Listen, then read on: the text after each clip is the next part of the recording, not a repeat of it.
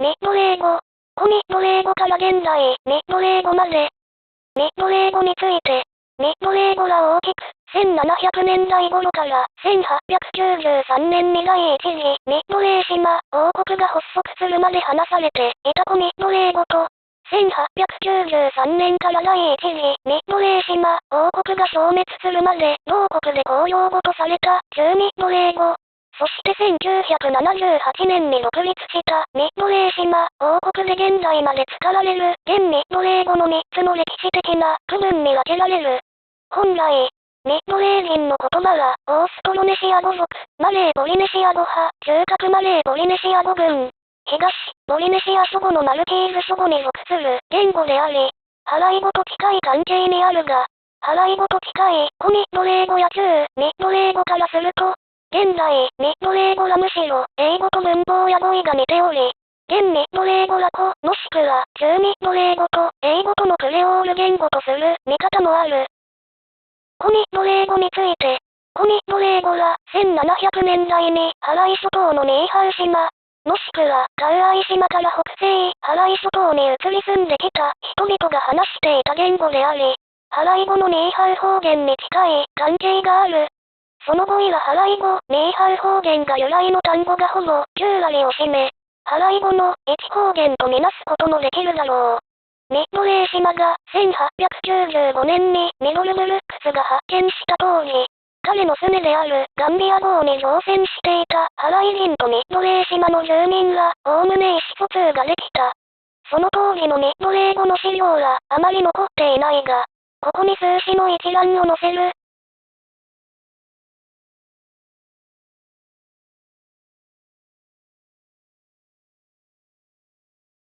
古ミッドレー語の数詞からわかること。この数詞はガンビア号に登場していた文字の読み書きのできるハワイ人が記録したものであるらしく、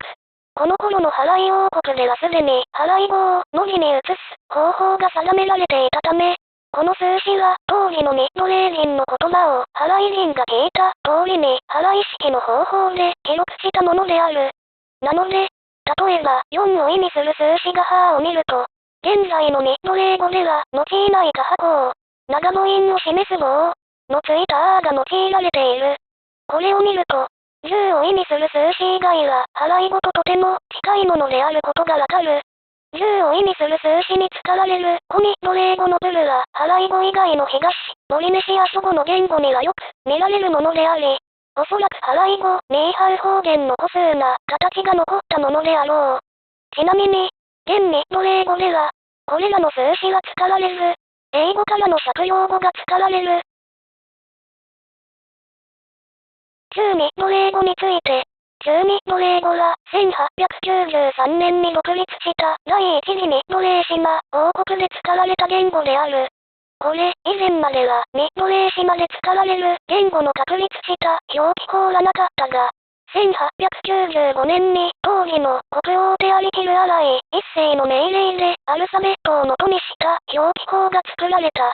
その表記法では、ハワイ語にある長母音を示す横棒下波や正門破裂音を示す沖縄を用いず、ミッドレー語にある長母音は同じ母音を重ねることで表した。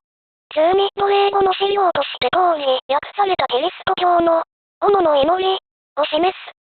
参考にハワイ語の斧の祈りも添付する。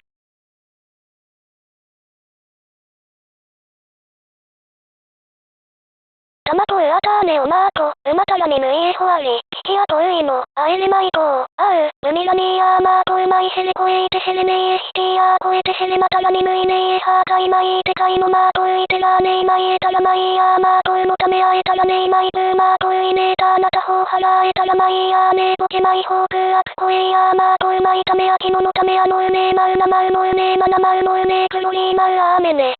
旧ミッドレー語の特徴。旧ミッドレー語とハワイ語を比べてみると、まず発音の違いが見て取れるだろう。旧ミッドレー語ではハワイ語の K の音が T の音に変化している。そして、ハワイ語の咽頭破裂音の多くは旧ミッドレー語では K の音に変化している。その他にも定冠詞のたとての区別が曖昧になっていたり、ハワイ語の指示詞 K やケーナー、ケーラーに由来する単語が使われなくなり、王家市議氏の、ねえ、あら、が漢詩とともによく使われるようになった。さらに、代名詞の総数形や動詞の非完了型の消失、現在型と未来型の融合表現の出現などの多くの変化が見られる。しかし、現ミッドレー語よりははるかに払い語に近い要素が多いだろう。現ミッドレー語について、現ミッドレー語は1978年に独立したミッドレー島王国の公用語の一つであり、約1万人のミッドレー人によって話される言語である。当初、ミッドレー島王国政府は第一次ミッドレー島王国時代に話されていた言語、旧ミッドレー語を復活させて公用語としようと試みたが、ミッドレー人のハワイへの強制移住などにより、現ミッドレー語と旧ミッドレー語とでは語彙、文法、音韻ともに大きく変化してしまい、同国の若者には、すでに旧ミッドレー語が理解できないものとなったため、旧ミッドレー語の復活を断念し、若者が多く話す言語を参考に作られたのが現ミッドレー語である。現ミッドレー語のサンプルとして、また現ミッドレー語に翻訳された斧の祈りを添付する。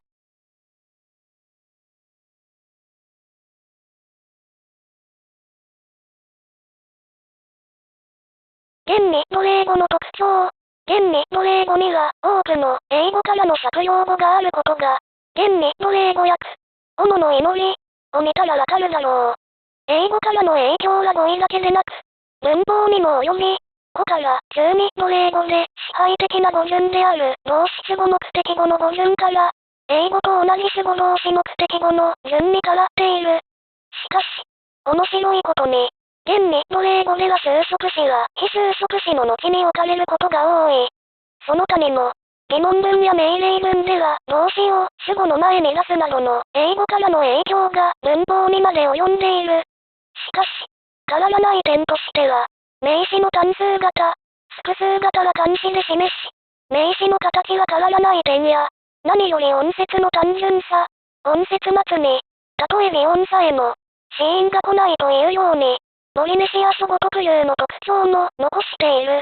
終わりに、今回、ミッドレー島の言語を3つの段階に沿って見てきた。現在のミッドレー島王国の言語もまた、国際情勢によって変化し続けている。現ミッドレー語は1979年、当時のミッドレー人の若者が使っていた言葉を元に作られた言語のため、2025年現在、ミッドレー島王国で使われている言語はさらに変化が進み、発音や語彙も異なるものになっている。このミッドレー島王国という小さな立憲君主制国家の言語が今後どのように変化していくか注視していきたい。